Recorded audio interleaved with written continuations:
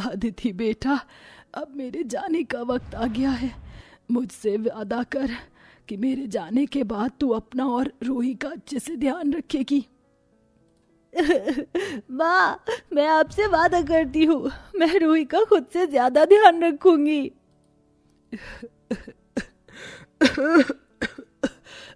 मेरी बच्चियों, अपना ख्याल रखना।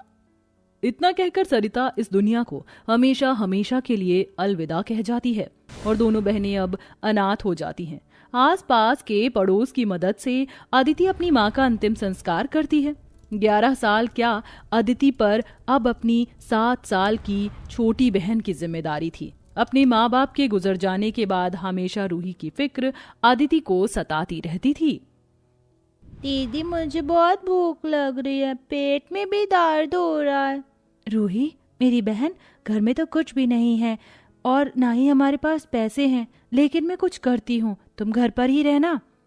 अदिति रूही को घर में छोड़कर बाहर खाने की तलाश में निकल जाती है, लेकिन अदिति को कहीं से भी कोई मदद नहीं मिलती कि तभी अदिति की नजर एक ढाबे वाले पर पड़ती है, जिसे देख वो उसके पास जाती है।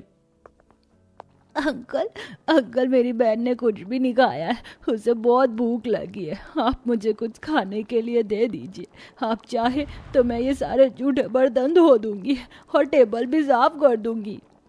अदिति की बात सुन ढाबे वाले को उस पर तरस आ जाता है और वो उसे अपने ढाबे पर काम पर रख लेता है और साथ ही साथ उसे खाना भी देता है, जिसे लेकर अदिति घर जाती है और रूही को अपने हाथों से खाना खिलाती है।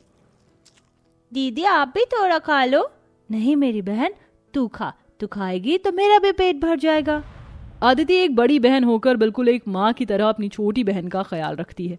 अपनी बहन को पालने के लिए अदिति अब अपनी पढ़ाई लिखाई छोड़कर काम करना शुरू कर देती है। दीदी, क्या मैं भी अपनी पढ़ाई छोड़ दूं, फिर हम मिलकर काम करेंगे।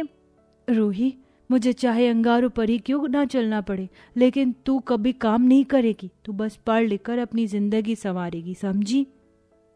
अदिति अपनी छोटी बहन की खुशियों और पढ़ाई के लिए अब लोगों के घरों में नौकरानी का काम करना भी शुरू कर देती है। ऐसे ही समय बीतता रहता है और धीरे धीरे दोनों बहनें बड़ी होने लगती हैं। इसी के साथ अदिति अब एक कॉल सेंटर में लग जाती है। वहीं रूही भी अपना स्कूल क्लियर कर कॉलेज की पढ़ाई कर रही होती है। ये देखो, मैं तुम्हारे लिए क्या लेकर आई हूँ, तुम्हारा मनपसंद पुलाव। पढ़ाई करते करते तुम्हें भूख लग रही होगी ना। दीदी, आप इस पूरे वर्ल्ड की बेस्ट दीदी हो, ना जाने आपको कैसे पता चल जाता है कि मुझे भूख लग रही है। अरे बुद्धू, मुझे नहीं पता चलेगा तो किसे पता चलेगा। तुम पढ़ाई करो, मैं आज तुम्हें अपने हाथों से खाना खिलाती हूँ। अदिति अपने हाथों से रूही को खाना खिलाती है और रोज की तरह अपनी कॉल सेंटर की जॉब पर पहुंच जाती है। मुझे तो लगा तुम आज आओगी ही नहीं। मैं भला क्यों नहीं आऊंगी, घर का खर्च चलाना है, अपनी बहन को पढ़ाना है। अगर मैं जॉब पर नहीं आऊंगी तो मैं ये सब कैसे करूंगी।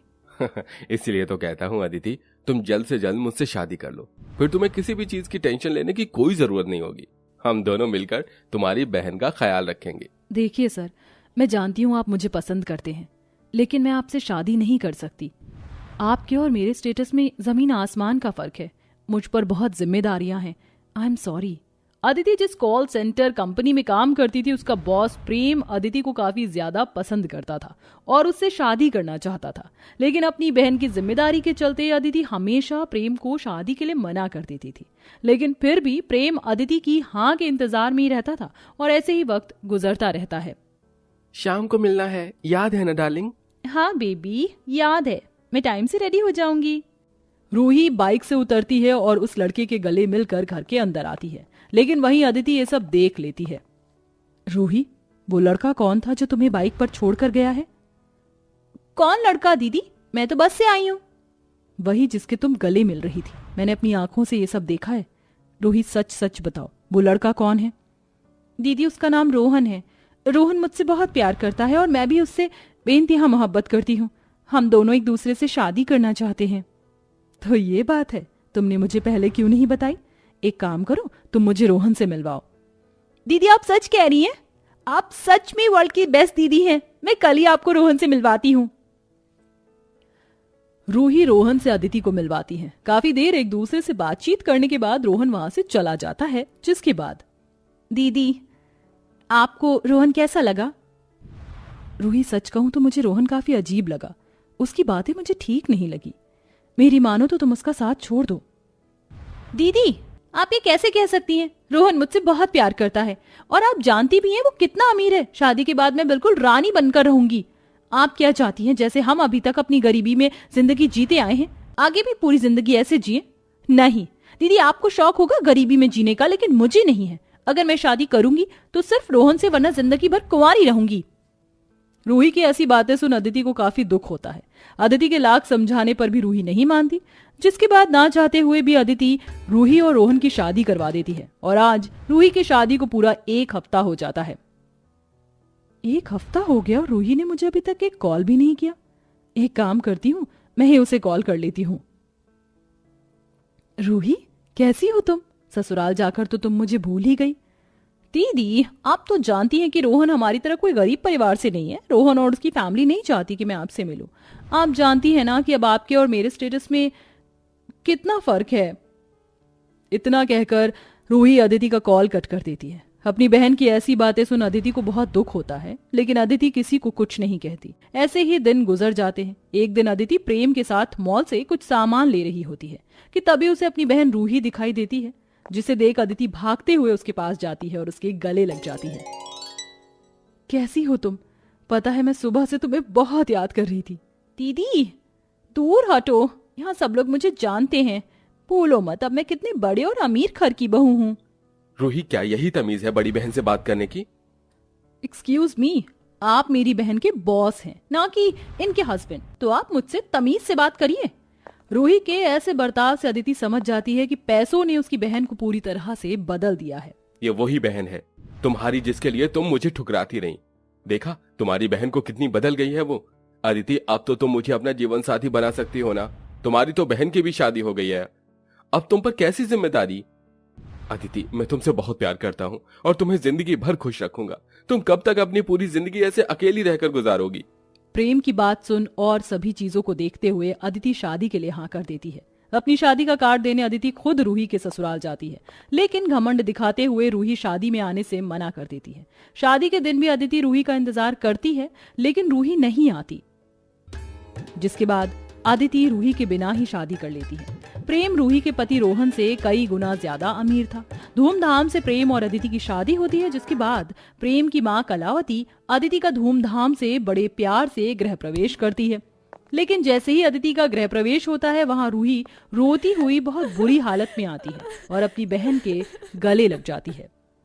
दीदी, सब कुछ खत्म हो गया, मैं लुट गई, बर्बाद हो गई। रूही, क्या हुआ तेरे साथ और रोहन कहाँ है? बोलो रूही, क्या हुआ और रोहन कहाँ है? दीदी, काश मैंने आपकी बात पहले मान ली होती। रोहन का कई जगह पर अलग अलग लड़कियों से अफेयर चल रहा था। उसने धोखे से मेरे साइन पेपर पर ले लिया और दूसरी लड़कियों के लिए मुझे तलाक देकर घर से निकाल दिया। अब मैं क्या करूंगी? हे भगवान, ये कैसा अपशगुन है। एक तरफ जहाँ एक बहन का गृह प्रवेश हुआ है, वहीं दूसरी बहन को उसी वक्त ससुराल से निकाल दिया। इसीलिए मैंने तुझसे कहा था कि वो लड़का मुझे सही नहीं लग रहा है, लेकिन तुमने मेरी बात नहीं मानी। रो मत रूही, अभी तुम्हारी बड़ी बहन और जीजा जिंदा है। हम रोहन को उसके किए की सजा जरूर दिलवाएंगे। अदिति और प्रेम रूही को घर ले आते हैं। वहीं प्रेम अपने लॉयर से इस बात पर डिस्कस करता है, जिसके जरिए वो रोहन को धोखाधड़ी के केस में जेल पहुंचा देता है। अब तुम्हें टेंशन लेने की कोई जरूरत नहीं है। उस धोखेबाज को उसकी सजा मिल रही है। और हाँ, अब से तुम हमारे साथ ही रहोगी और कल से तुम मेरा ऑफिस भी ज्वाइन कर रही हो। काम करोगी तो जो भी कुछ हुआ है उसे आसानी से भुला पाओगी। मुझे तो समझ नहीं आ रहा है मैं कैसे आप दोनों का एहसान चुका पाऊंगी। दीदी, मैं तो आपसे माफी मांगने की भी लायक नहीं हूँ। पैसों की चमक के आगे मैं सब कुछ भूल गई कि कैसे आपने मेरे लिए कुर्बानियां दी, मुझे पढ़ाया लिखाया, काबिल बनाया। मुझे माफ कर देना दीदी। नहीं मेरी बहन, ऐसा मत बोल। मैं तो तुझसे कभी गुस्सा थी ही नहीं। मैं जानती थी कि मेरी रूही ऐसा कर ही नहीं सकती। जो हुआ उसे भूल जा और एक नई जिंदगी शुरू कर।